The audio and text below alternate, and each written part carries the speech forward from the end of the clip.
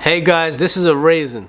I'm Sachthemotive, let me motivate you. I'm 31 years old and I never really realized how raisins were made. And trust me, when you hear how they're made or what they are, it will shock you. Comment below what you think a raisin is made from. I thought they were made from, like they grow on trees, or you know, they come as a plant or something. They just pull them off and package them and we eat them. You know, they're very tasty. I love them. The taste is amazing. Alright guys, so what I want you to do is comment below what you think a raisin is. What do you think a raisin is? Is it from a tree, a plant, what? How do you think a raisin's made?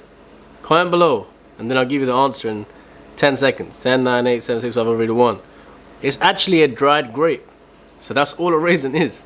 I couldn't believe it. I'm 31 and when I heard it, I had to type it into Google. Go type it into Google. It's actually a dried grape. It's insane. So they dry the grape and then a raisin is made from that. So it's actually, I couldn't believe it. I was in shock when I found out that a raisin is just a dried grape.